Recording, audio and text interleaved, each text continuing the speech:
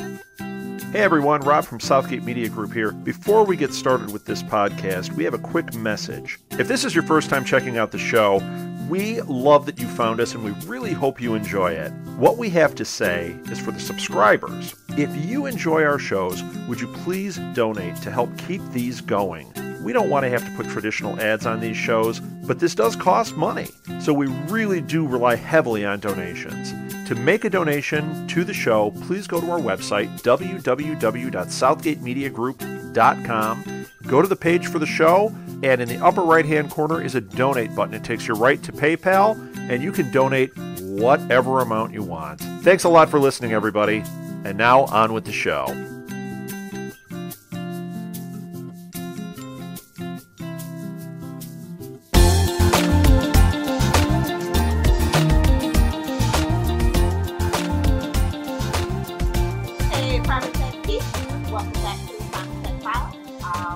And I'm Ricky. And up for the session today is episode 111 of Heroes, which serves as season 1's mid-season finale. I always forget that for some reason. Yeah. I don't know why.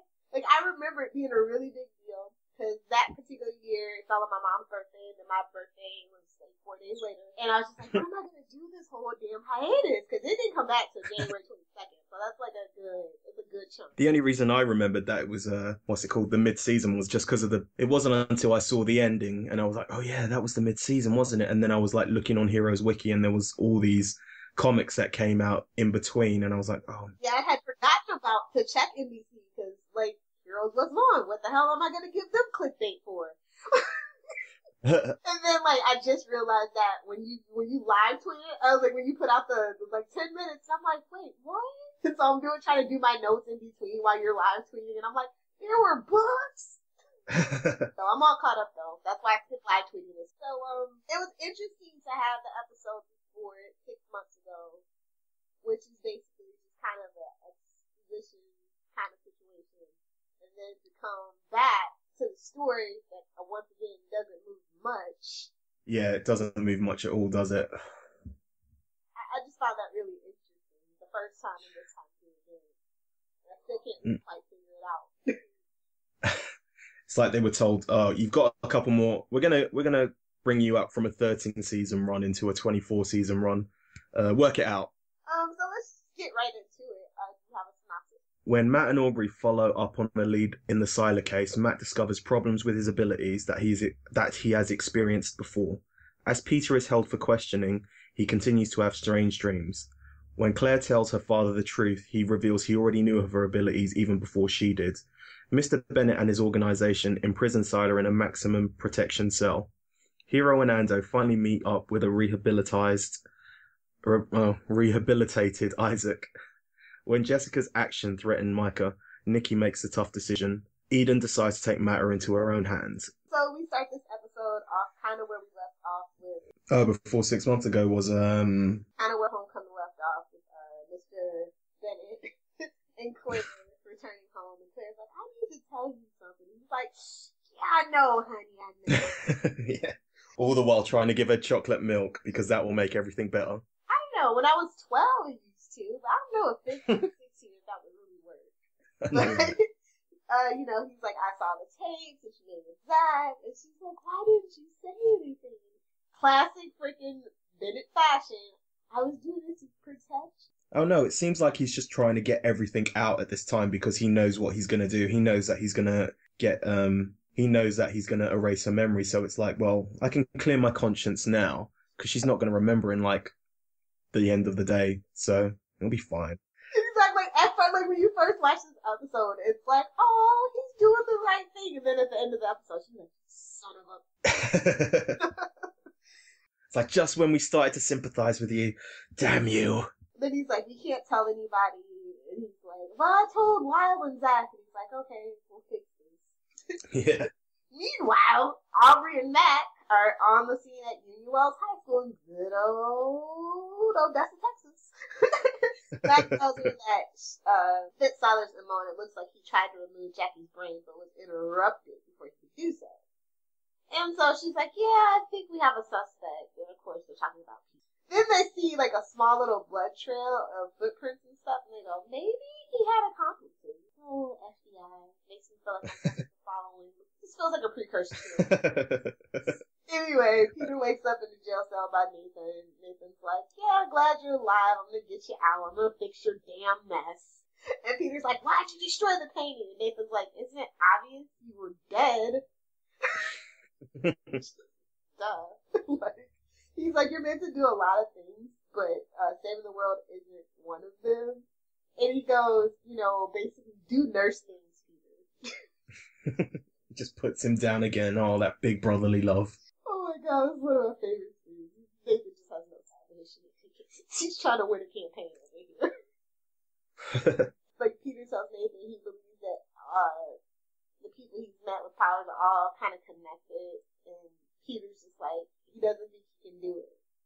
Then, like, he kind of has, like, this weird thing where he sees Sylar, and Sylar's like, you don't know anything about power. And I'm like, whoa, where'd that come from? Gets me every I know, time. right? Like, that doesn't seem like it doesn't fit, but okay.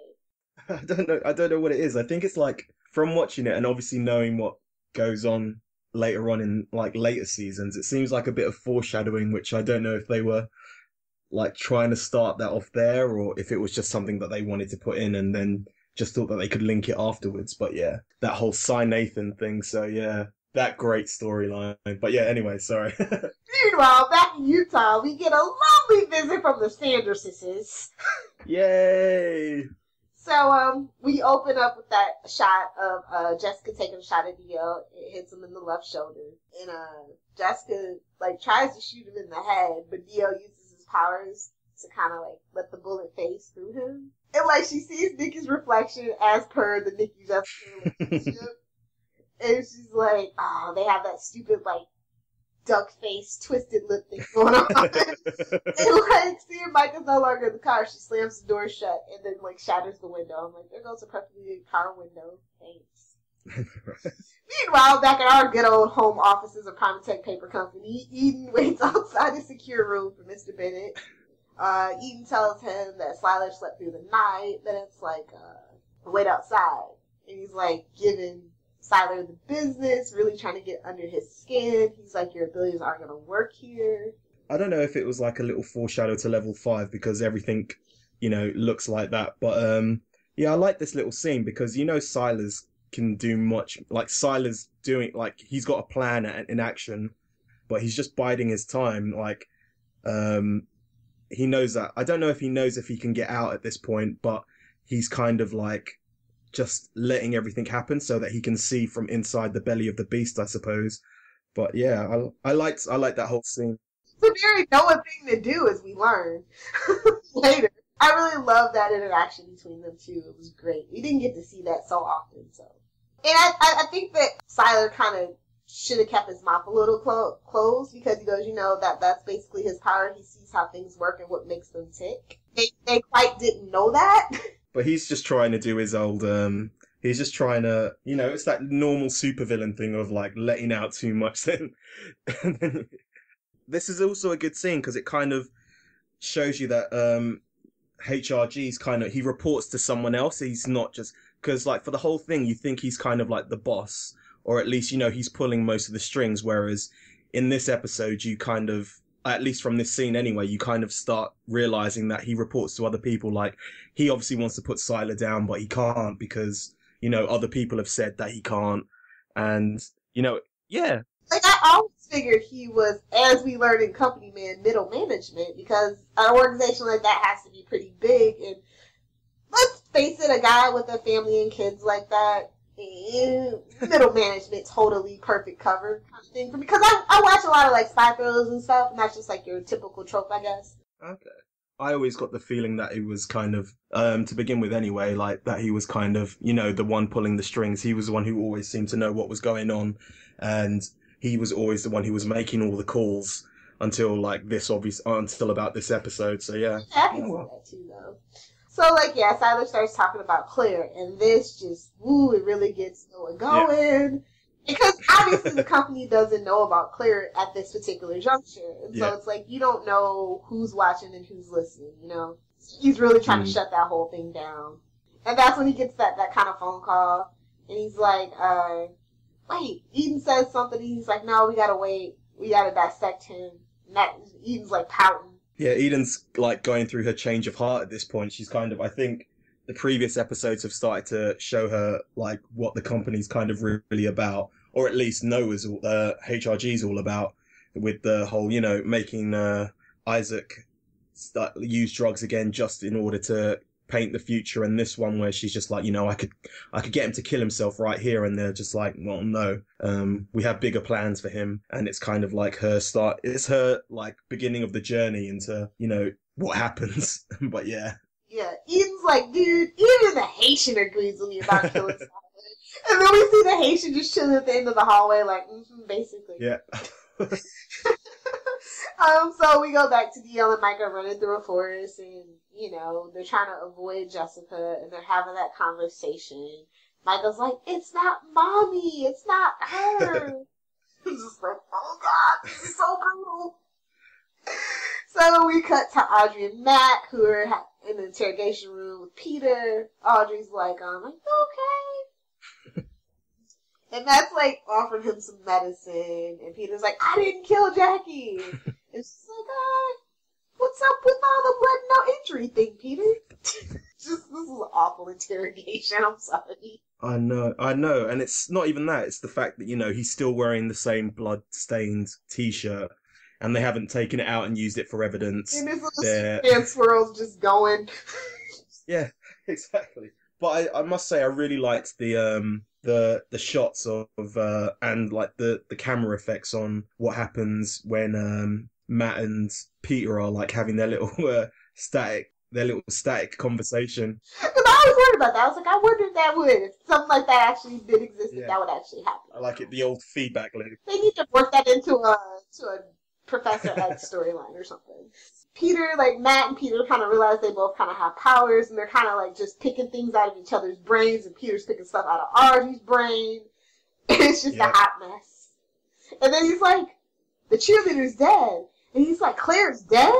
And they're like, no, Jackie. And he's like, no, Claire's the one Sylar wants. And she's like, Sylar, how do you know that name? That's all you have to do to get Audrey worked up, dude, is just say the word Sylar. And so she storms out. She's like, I'm going to get answers. You stay here. So we see Mohinder returning to his Brooklyn apartment, and he finds a note from Eden welcoming him back. And then Mohinder picks up the phone, and he tells him that he faxed the list to them yesterday. And why haven't you warned them? Don't you know these people are being targeted by a serial killer? And I'm like, don't you know how crazy you sound? I know, but I like the fact that, you know, he's not just trying to deal with it himself. He's going to like the proper authorities. It's something that you kind of rarely see. It's like usually a last minute kind of thing that the heroes go and get police help. This one, he's like just straight away like, I know I can't do anything about this guy. Let's get the police on. They probably can't do much, but still, at least I can clear my conscience. Yeah, exactly. So then he sees the poster with Isaac's name on it, and he kind of heads out. And that was kind of a cool segue, because then we see Isaac sketching when Eden comes in. And she's like, so, you painted any futuristic paintings? And he's just like, no, it feels good to sketch just to sketch. Although he was sketching just to sketch, as we find out a little later. What else? Eden tells him that the cheerleader is alive thanks to him and not Peter. I kind of like that. She's just like, oh, no. She's like really just fluffing him up, dude. And Isaac believes this means they can change the future and stop the explosion. And she's like, yeah, good luck with that. Yeah. I'll be back. I'm out. She tells him to change it, and she gives him a cell phone and a security. Oh, and that old cell phone. You just look at it and you're like, oh, that was only like 2006. 2006, I swear. Every time I see that, it just takes me right out of it. Then we cut to Hiro and Anda standing beneath the homecoming banner, another painting that Isaac drew. Yeah, I like the cut from scene to scene. That was really good. Hiro comments that he couldn't save Charlie, and now the cheerleader is dead too. He goes, we didn't save the cheerleader, so we can't save the world. It's like, I was like, yeah. Maybe it's save the cheerleader, then save the world. It's just like Ando's trying so hard. Yeah, I like that little conversation. Hiro tells him he tells him that if it's an if-then statement, and Ando asks how he knows that, and Hiro tells him he's the one that originally said it. Oh my god, so they have the future self conversation. Every time travel thing has to have this eventually, and it was hilarious. Then Hiro tells Ando that they need to get back on their mission, find Peter Petrelli, find Isaac, and stop the bomb. Just then, Hiro's phone rings. Wouldn't you know it? It's Isaac freaking Mendez. And he wants to meet. Yep. Heroes, you're so simple.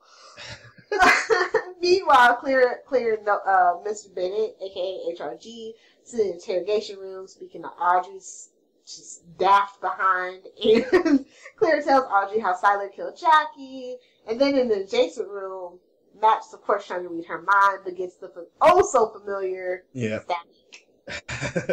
Audrey asks if the man is attacking them exhibited anything out of the ordinary, such as the ability to fall 5 stories without a scratch. And Claire, I guess she didn't remember her previous story. She gets all frustrated. And she's like, I don't know. Just I'm ready to go. I like the fact that once that conversation's over and they're all, and because afterwards Matt meets HRG in the hallway, shakes his hand, and yeah, I like that the conversation that Audrey and him have afterwards, where it's like, yeah, they're hiding something, but what is it? It's like, yeah. I don't know. I know, but I like the fact that they're not trying to palm him off, like, because it was so obvious during that interrogation, like, that something was up. There was that one point where they ask a question and she looks at her dad for like a brief second, but it's like, come on, man, like, it's obvious something's going on. And I like that, you know, as much as they've painted the FBI or CIA as kind of dum-dums, at least they are doing their jobs in that respect, that, you know, they kind of see that something's up. Well, if they didn't, I would have been absolutely done with the both of them. I was just washing my hands on all of that. And it's really funny because Matt's just so confounded by the fact that he couldn't hear anything. And of course we know, but then we see the Haitian kind of give this smile as we cut to black on the commercial. They should have had like some like really kick-ass music go as he's walking away as well. Big explosion behind him. I know, right? It was so cheesy, but it makes me laugh every single time. So, we see Jessica searching in the forest for Dio and Micah. She finds the bloody jacket, and Nikki's like, you could have shot Micah. What the hell is wrong with you? Blah, blah, blah. She's like, you know what? I'm just doing what I have to do to get Micah back since you're such a bumbling idiot. I mean, I might not like Nikki, and I might hate the whole worst superpower ever, but Jessica, every now and then, she amuses me. She does. Then Nikki tells Jessica to do what she says. And Jessica's like, it don't work like that no more. I'm the boss now. Yeah. Oh, then they hear Micah calling in the distance, and Jessica's like, jackpot, I'm going to finish what I started. Then we come to Claire and HRG again, because Claire wants to talk to Peter in his jail cell, and I'm like, I don't know about this. But anyway, Mr. Noah introduces himself to Peter and tells him that he owes his life for saving his daughter. And Peter was like, I was just in the right place. And he's like, maybe one day he'll be in the right place and can return the favor. And I'm like, you're always in the right place at the wrong time. Claire's like, yo, Dad, go stand outside. This is embarrassing. She was like, it's so weird and creepy if you've seen the series before to watch the scene now. Yes. It was creepy then because Hayden Panettiere actually wasn't at that particular time that much older than her character, and Milo Ventimiglia was really old, and they were also dating at this time. Yeah. Oh, it's just a hot mess. It made me very uncomfortable. And so he's like, they have that conversation, and she's like, I thought I was all alone. Is that why you came for me? And I'm like, Claire, it's not all about you, even though the tagline is cheerleader save the world. It's actually not all about you. Yeah, I know, right? So they have that great conversation, and Peter's like, oh, you can heal. That's how I survived this. And she's like, you didn't know you were going to heal? That sums up Peter right there to me. Yeah, just going in. That's why him and Nathan are they're quite good, because, you know, you've got the one who's really emotional and he'll just do what he thinks is best. And then you've got the one who kind of like plans everything out as much as he can. and, just do what he can to try and either hide how he's doing or stuff like that. So that's why I kind of like the brothers' portrayal. The best thing about this scene, though, is just freaking HRG just knocking on the window like, yeah, yeah. You're gonna say too much. That, and, well, it's a creepy older dude who was caught, creeping around the girls' cheerleading locker room. I'm just saying. Yeah, He's also, we see Peter looks kind of sick and he's coughing and he's got the dark circles under his eyes. Things aren't looking good for dear old Pete there. It looks like he's absorbed Isaac's heroin addiction. Anyway, Michael's calls to track Jessica. He tells her that Dio is hurt and bleeding inside and needs help. And, as she enters the cabin trying to do her best Nikki imitation, she pulls out the gun.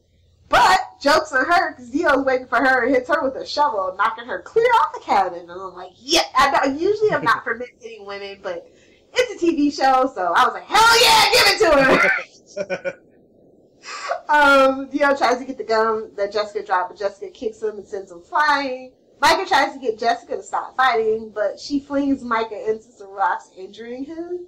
Yeah. And Nikki's like, oh, hell no! You hurt my son, time to get out of this funk. So, instantly, Micah like, yeah, that's Mom, and I want a hug from Mom. And I'm like, dude, you're better than me, because even though they're two different people, she still looks like the chick that just hurt me. And Dio's thinking the same damn thing if you look at the expression he's giving Micah.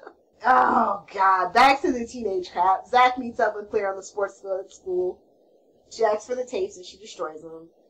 And he's like, oh, I'm so sorry I drug you out to homecoming. You could have died. She's like, oh, don't feel bad.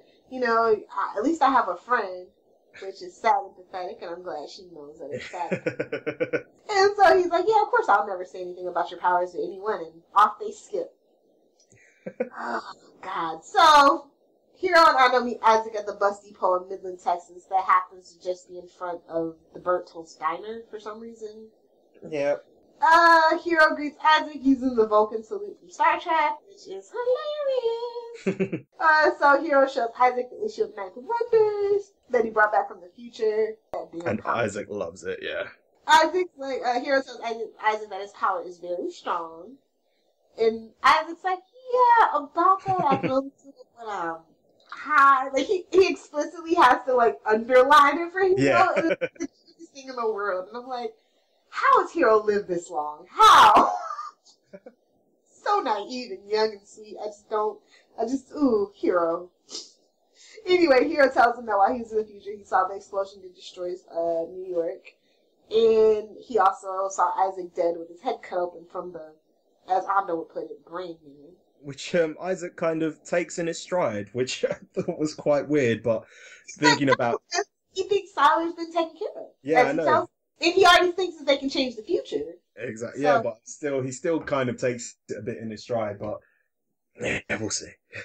Ando explains that Hiro lost her friend to Sylar, and then Isaac pulls out his sketchbook and shows them the drawings of Hiro and Charlie that he made two days ago without being high. Yeah. So, conclusion, we're all meant to stop this bomb. And he also mentions the exploding man. And I actually love this part, and they go, well, how do you stop an exploding man? Because that's the title of the season finale. Yeah. They say it a couple more times, too, throughout the season. And I think that's the name of one of the graphic novels as well, or How It's To... a two-parter, isn't it? Yeah. I can't remember. Let me just take a look, because I think I've got it up. It's called How To, I think. Yeah. How To Stop an Exploding Man. But yeah. Yeah. So then Claire asks Lyle if HRG talked to him, and Lyle's like, I don't know what you're talking about. I haven't seen him all day. As a matter of fact, I don't remember anything. And that classic, like, the camera pulls back, it gets all fuzzy, and oh my God, you tried it. That was the funniest thing I've seen on Heroes in a while. Oh no, that's in the next episode in the next episode is one of the funniest things I've seen on Heroes, but yeah, we'll talk about that when we get to it. Oh, there's a lot of funny things in Godson, but I don't think they were meant to be. Anyway, Dio tells Nikki that they'll get her some help, and Nikki's like, Jessica's stronger than me. And he's like, why did you shoot me? And she's like, Jessica did that. And she looks back at Micah, and she's like, she realizes that Jessica could actually hurt Micah, so she turns herself in. It's actually one of the most selfless things that she does. I quite like it. It's a logical thing for her to do, to try and keep Jessica under wraps. But yeah, it kind of, I don't know, you obviously know she's going to get out somehow, but for that storyline, it's a nice little closing to begin with. And I don't know, I think I don't know, yeah. No, I totally like that too. But I also pictured how things were going to go down, and they pretty much did kind of turn out the way that I thought they would in Distractions. We kind of see the to all that. So I was just like, oh, okay, that wasn't long. It's also a nice little, parallel for Micah, because he can't seem to get both his parents together at the same time. One of them's always in jail. So we cut to Matt and Audrey staking out our good old offices of Pyrotech Paper Company, and they're kind of like flirting. And they just have like these little relationship talk, which kind of is a nice little break from like the whole story. It kind of it humanizes them more, finding out like their their thoughts on like what's going on with Matt in terms of his relationship with his wife. What's her name? Audrey before has been like, all men are dogs and all girls are bitches, and he's just like, he doesn't want to be a chump. And I think it's a nice little way to kind of make you empathize with them for the most part, because I just think it's a nice way for you to empathize. I think Matt is a chump for going back to Janice after she cheated. Oh yeah. I mean, it's one thing to work on your relationship and stuff, but if it's like adultery, like the trust is just kind of shattered, and you can't really have a relationship without trust. You know what I mean? Yeah, I think we've talked about this before, but I think it's the whole thing that Matt kind of has really low self-esteem problems, and it's not the fact that will he be a chump, it's the fact that can he do any better, and obviously he doesn't think he can do any better. That's why he goes back to her. Yeah, I was always waiting for Matt and Audrey to hook up, and then she just disappeared. And Clear the ball just disappeared. I say it every time, like we never heard from her again.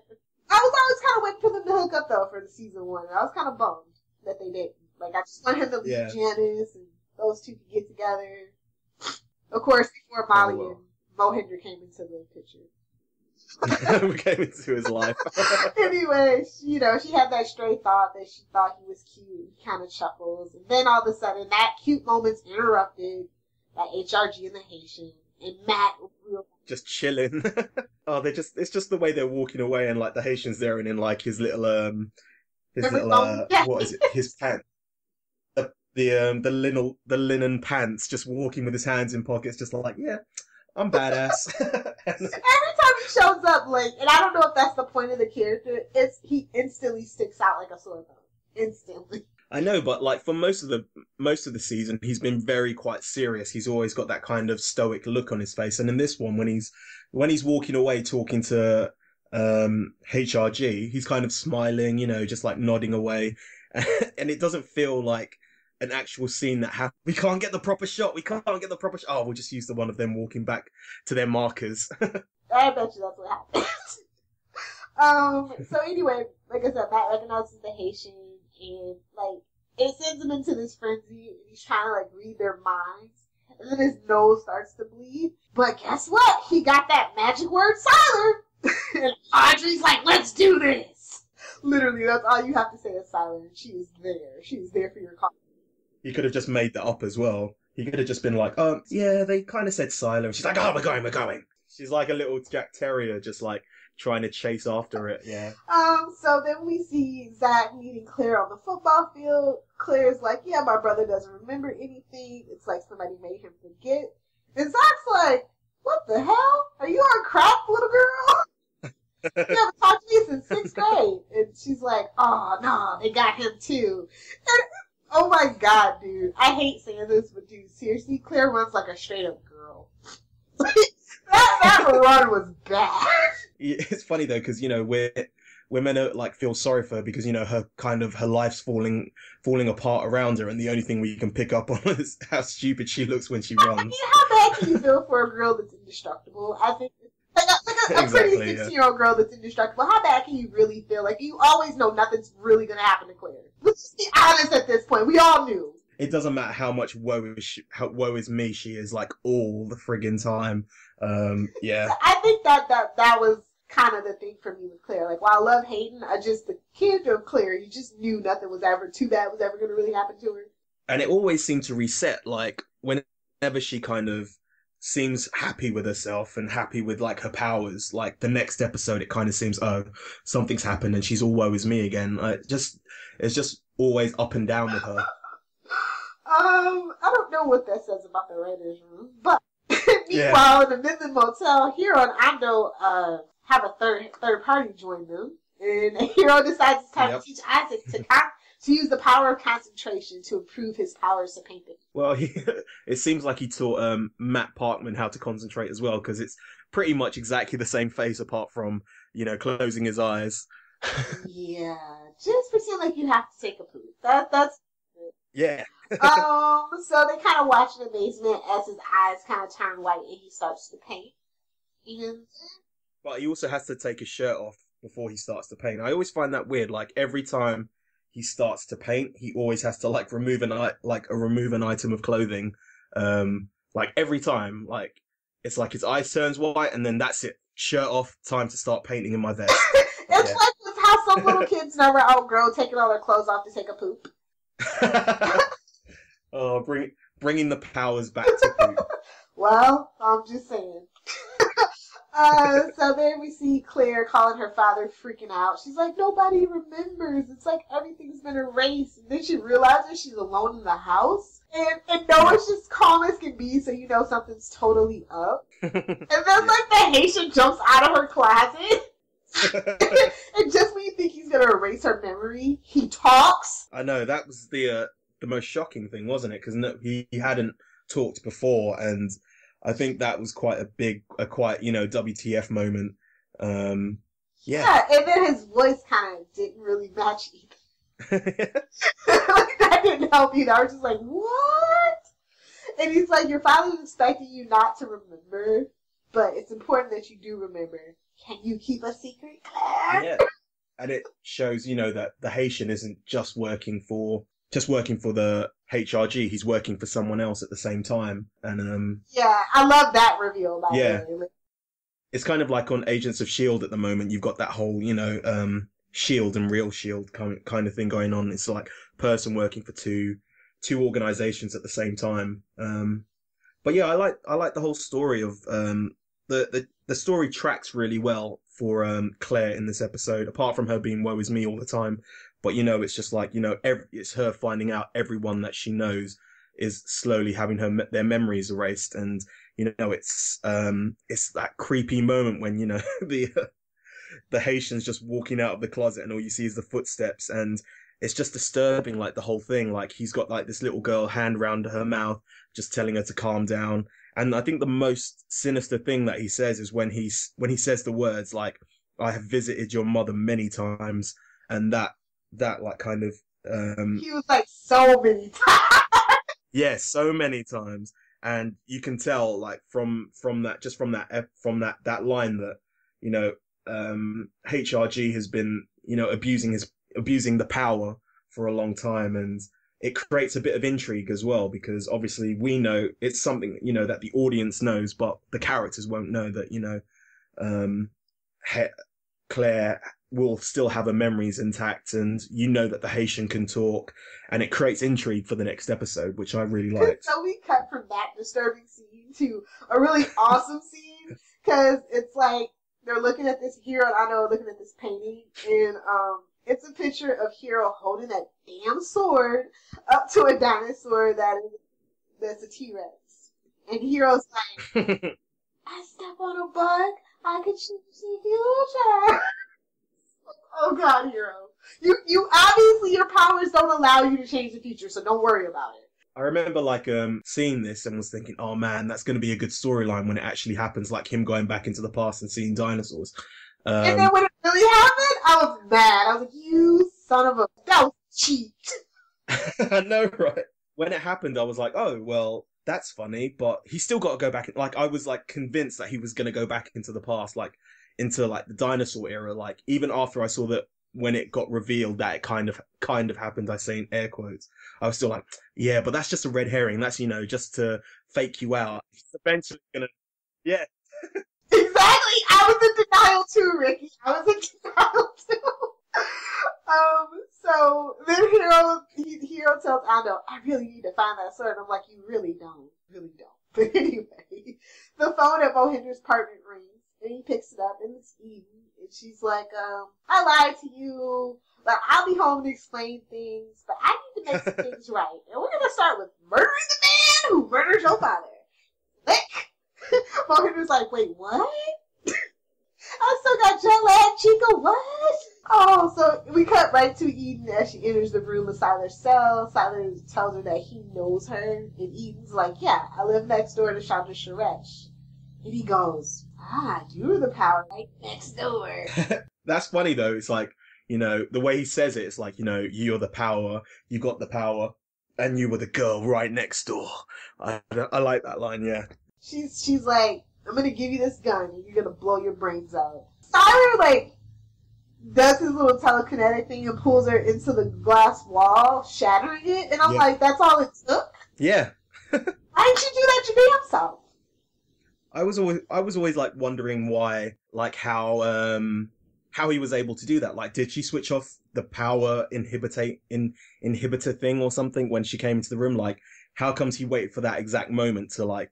But yeah, it's just so quick, and it's so quick, and he does it, and I really like it's like obviously the end of Eden's character, but it's a nice little sacrifice.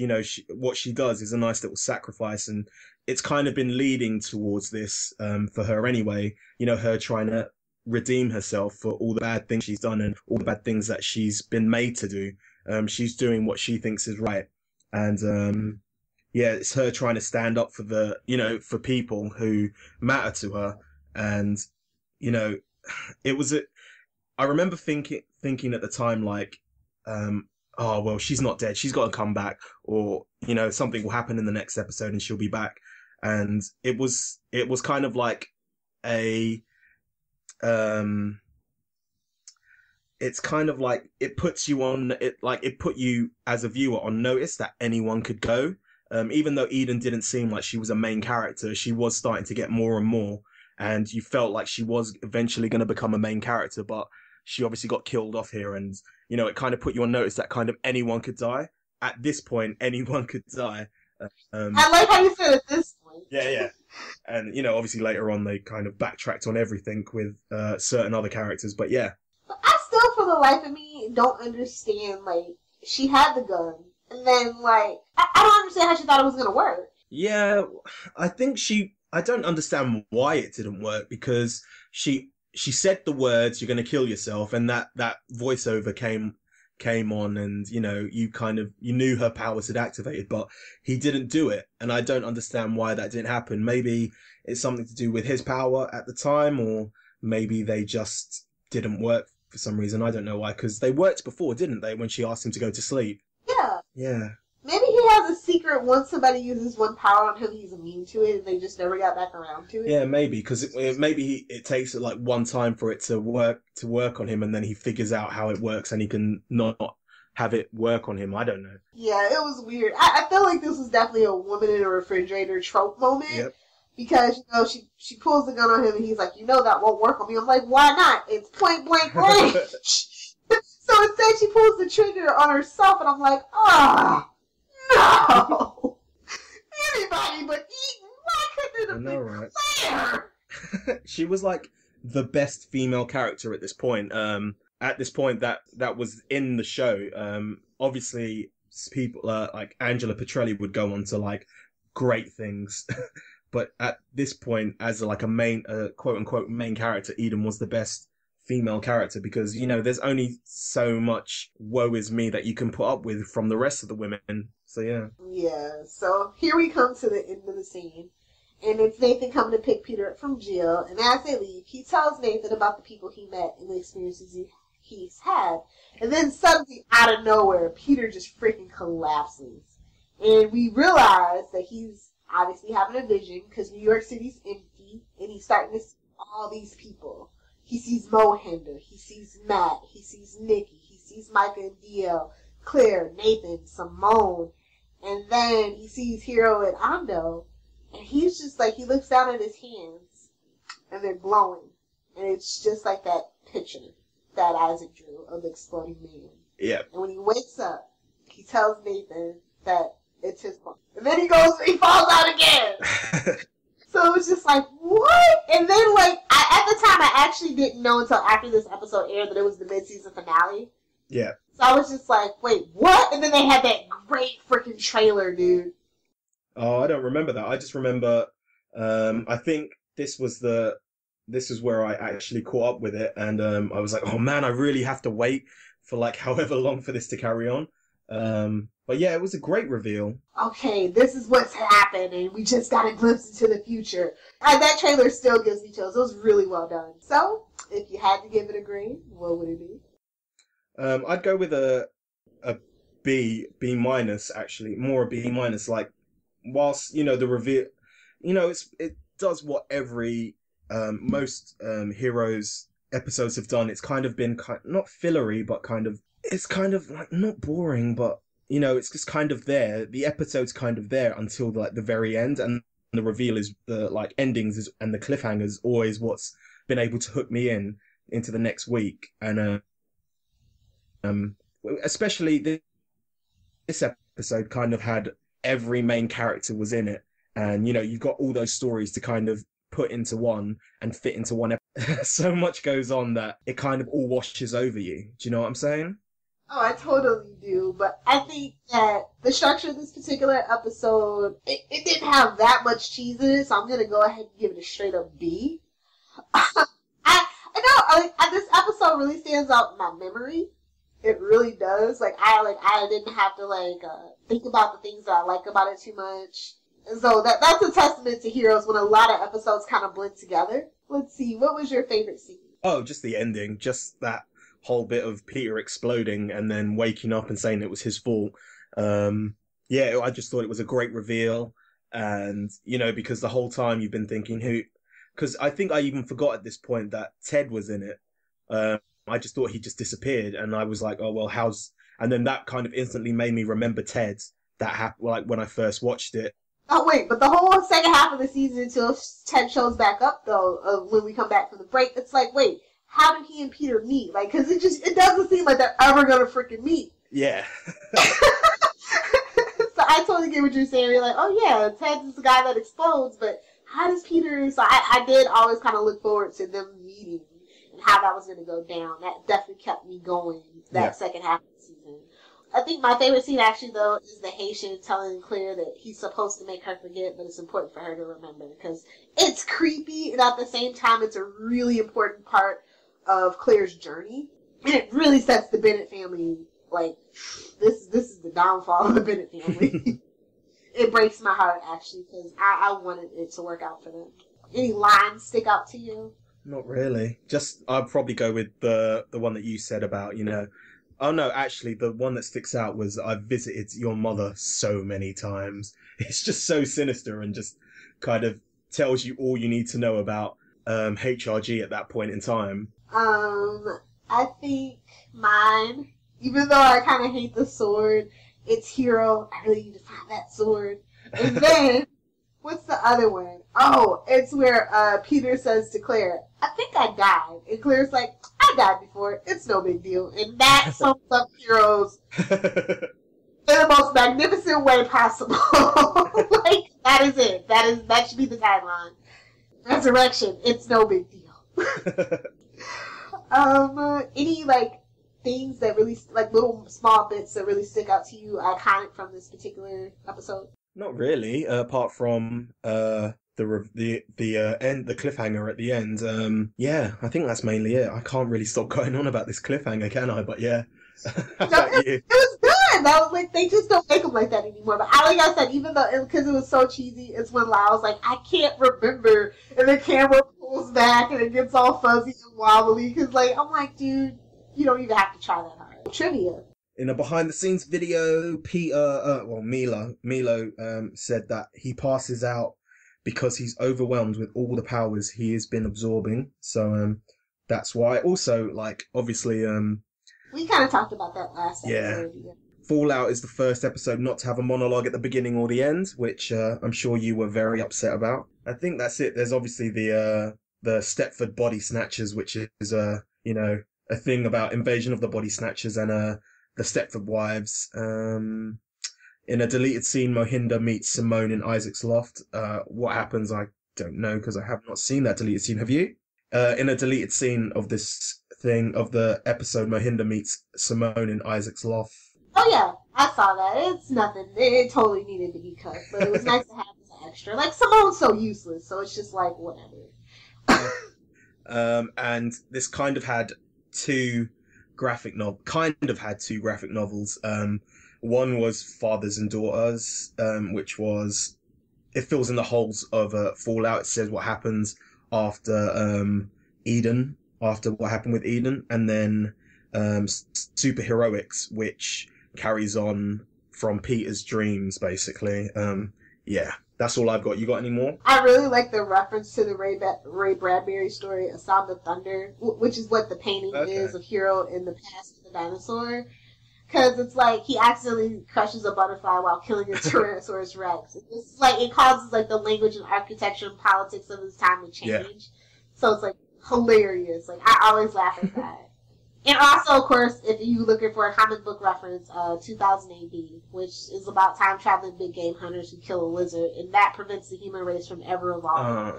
So, I always kind of like, I always appreciate the fact that they, like, a lot of the writers are actually comic book fans. And they, like, never shied away from that in Heroes, even if it did kind of up the cheese factor at times. We'll move on to the graphic novels, Fathers and Daughters.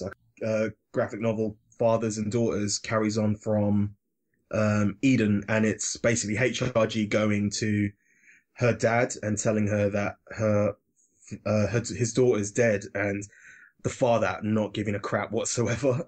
I really like the comic because it shows kind of his HRG's feelings towards Eden. Like, when he first meets her, she's essentially a screw up, and he takes her in and he mentors her.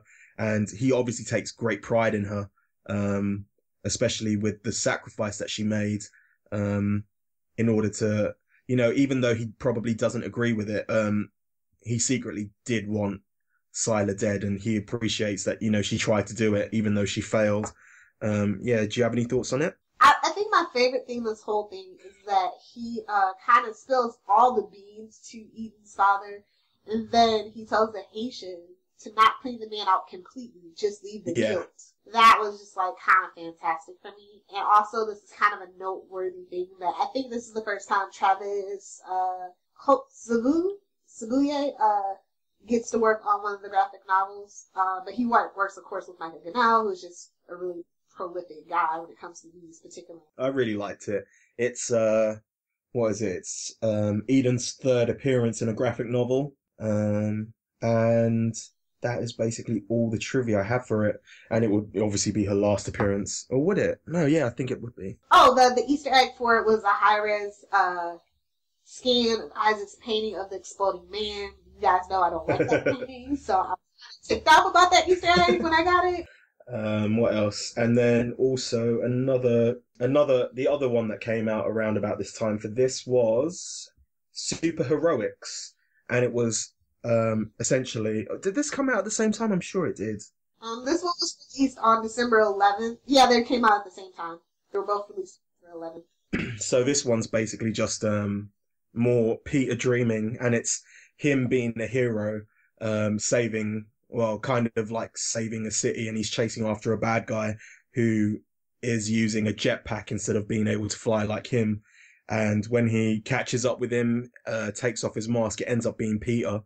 And it's obviously, Peter, it's his, it's all about his inner feelings of, obviously he thinks he's the hero, but at the end of the day, he could end up being the villain because obviously he thinks he's the reason why. Oh, he knows he's the reason that, that the New York's gonna explode. Yeah. You have any thoughts about that? It was the cheesiest graphic novel to date. Because it's like the rocket, really? Like, yeah. But like, I actually liked it, and I kind of like the metaphor, the symbology of it all. And again, I wasn't a fan of the Easter eggs because it was behind the scenes photos, but whatever. But this is a really great story, though. They packed a lot into 6 pages. Well, looks like it's time for some listener feedback. First things first, we've got at AliaNoel18. Name's really Alison. It's very simple and very to the point. I loved all the different twists, especially the unexpected connections, and that is it. And the next one is a bit long, but I will try and read it properly in one go. It's KT_312, which her name's Katie Lynn. From the first season, I loved how the people found out about their genetic abilities, starting with Peter and Nathan. Peter had a dream he could fly. As for Hiro, he believed he had a destiny to become a hero and save the world since he stopped time and bend space. We saw the event of Isaac Mendez and the event of the future, which would what it would soon look like. Claire, a young teenage girl from Texas with over 20 suicide attempts, nothing could stop her from being killed. She just can't die since she is in fact, is the catalyst of the entire show. She learns she is more than just an average girl, but someone with abilities and keeps getting herself in danger. Yes, she does. Sorry, that was me talking in each season due to her stubbornness against her adopted father, Noah. She goes on about all the other characters and finishes with each and every one of the characters learn that they are special and can make a difference in the world. The series is inspiring. And finally, I have at Little Miss JLC, who is our 500th follower, and that's all I have to say about that. Send us your thoughts episode reviews, or questions about us, or questions for the hosts to primatechfiles@gmail.com. You can download, subscribe, rate, and review the podcast on iTunes. Just search for Primatech Files. We're also on Stitcher now. Just follow Primatech Files, and you can fave Southgate Media Group on SoundCloud, and that will also give you our podcasts. Check out Southgate Media Group on iTunes for more podcasts on TV and general pop culture. And you can check out their website, southgatemediagroup.com, to learn about the hosts, me and Lilith, and as well as all the other hosts on the network and all the other podcasts. And they also do weekly blogs. You can follow us on Tumblr, as Lilith said, at primatechfiles.tumblr.com. Like us on Facebook, facebook.com/primatechfiles. Follow us on Twitter at primatechfiles. Jesus, how many times can I say Primatech Files in one ending? You can live tweet with us weekly. We do 2 episodes a week generally. Just follow the Twitter and use the hashtag Primatech Files to join in the conversation.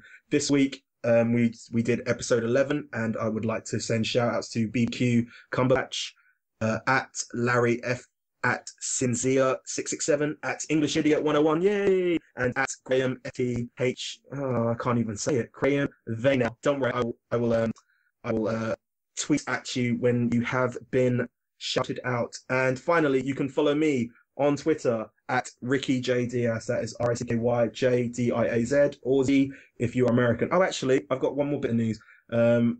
I do numerous. I write for a website called tvbinges.com. We've just done the switch over from showratings.tv. So come visit the brand new website. That's tvbinges.com.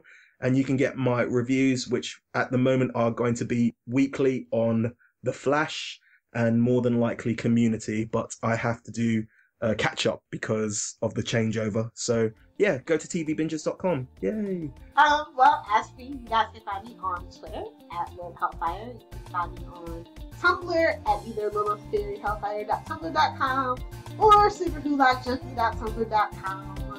You can check out my blog where I write about pop culture and comic books at littlepopculture.blogspot.com. That is about all that I have for my show. So, download the podcast, save the world.